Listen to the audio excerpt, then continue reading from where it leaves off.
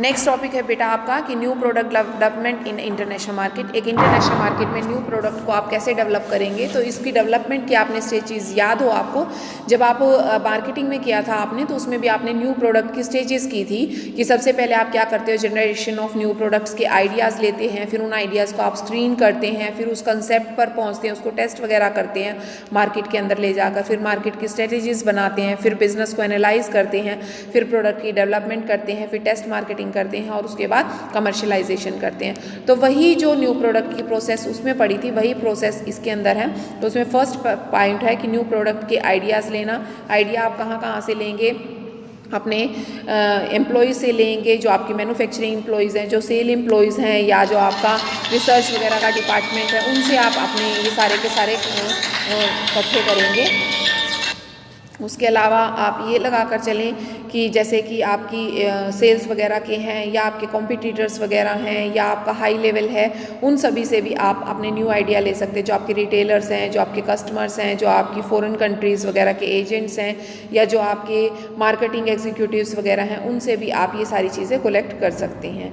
उसके बाद सेकेंड आ जाता है स्क्रीनिंग ऑफ आइडियाज़। जो आपने आइडियाज़ लिए हैं, उन सभी आइडियाज़ को आपने स्क्रीन करना है, उन विचारों को निकालना है, पता लगाना है कि कौन से विचार कैसे हैं।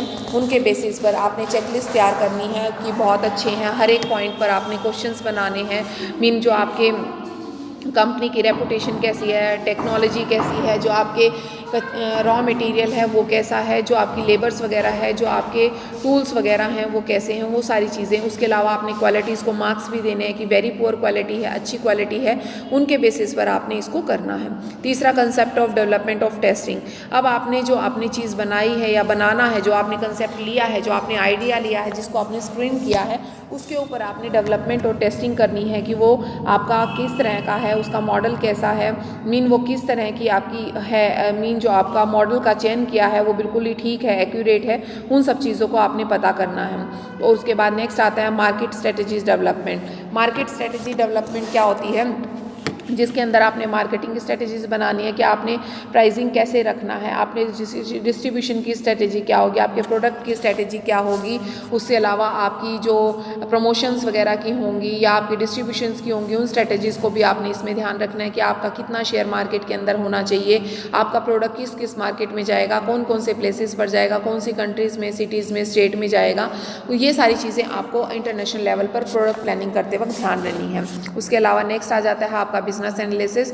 आपने बिजनेस एनालाइज को भी करना है कि जो आपका रॉ मटेरियल है, या जो आपकी लेबर है, या जो आपकी स्टोरेज कैपेसिटी वगैरह है, या कॉस्ट है, या जो आपकी ट्रांसपोर्टेशन की कॉस्ट आएगी, या जो आपकी सेल कॉस्ट आएगी, या HRA की कॉस्ट है, रॉ मटेरियल की कॉस्ट है, ठीक है, या आपको और कैपिटल की ज़रूरत है। इन सभी चीज़ों को बिजनेस में एनालाइज करना है कि फ्यूचर में अगर आपको पैसे की ज़रूरत है तो वो कहाँ से मिलेगा, कैसे मिलेगा, इन सभी चीज़ों को भी आपने ध्यान रखना है। उसके बाद नेक्स्ट आता है प्रोडक्ट डेवलपमेंट।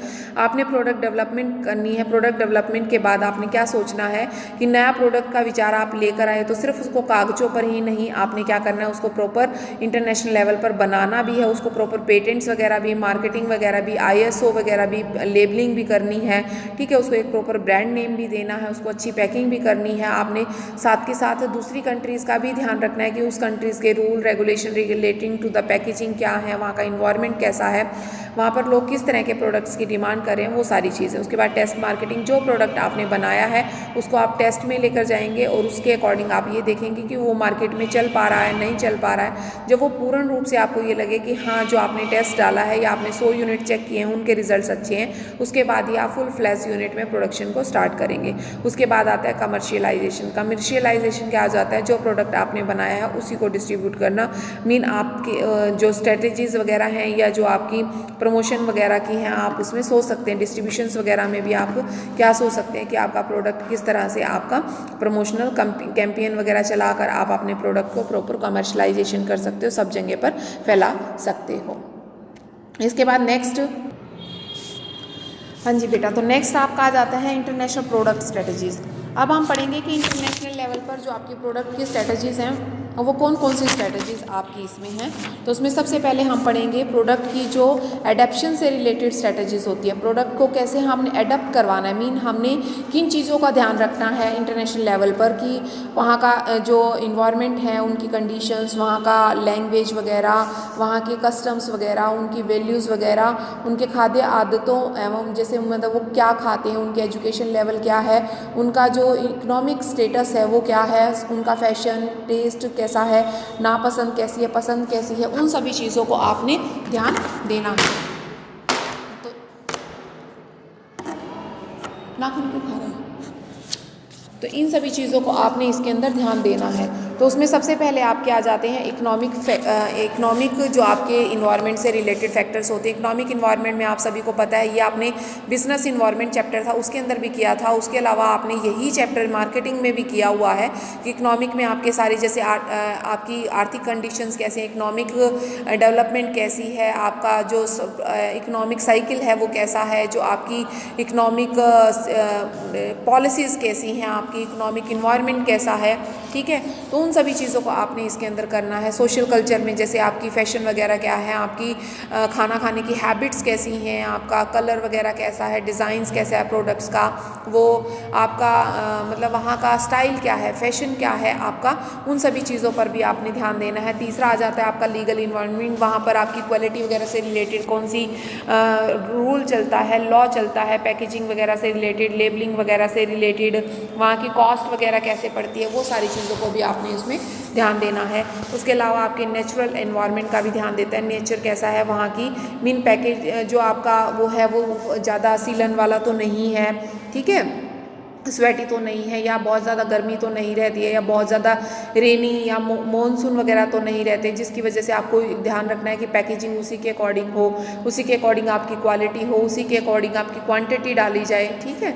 जैसे कई बार चीज़ें बहुत सिले सिली सी होती हैं तो वहाँ पर बहुत ठंड होती है और उस हिसाब से आपका प्रोडक्ट किस हिसाब से आपको उसको पैक करना है ताकि आपका प्रोडक्ट ठीक ठाक क्वालिटी में आपको जो आपके कस्टमर्स हैं उनको अवेलेबल हो जाए। उसके अलावा टेक्निकल पार्ट्स में आपको ये ध्यान देना है कि कौन सी टेक्नोलॉजी को, ये सारी चीज़ें आप पढ़ भी चुके हैं और पीछे भी आपकी बुक में था।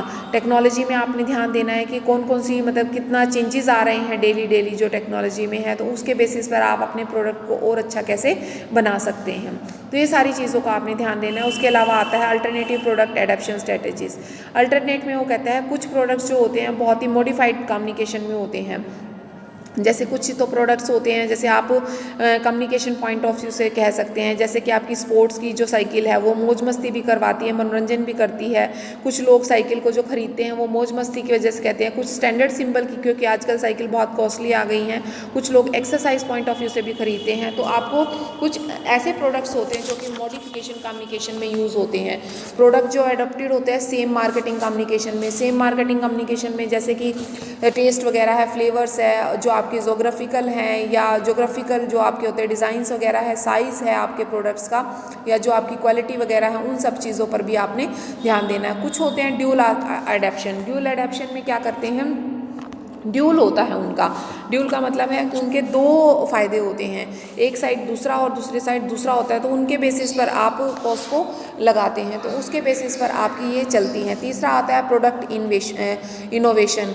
इनोवेशन में क्या आ जाता है, आप नए प्रोडक्ट को इनोवेट करते हैं और नए प्रोडक्ट के बेसिस पर ही आप चीज़ों को लेते और देते हैं। तो ये यहाँ तक बेटा आज करेंगे, उसके बाद जो बाकी के टॉपिक्स हैं उसको हम फर्दर कल स्टार्ट करेंगे। ओके बेटा, गुड बाय।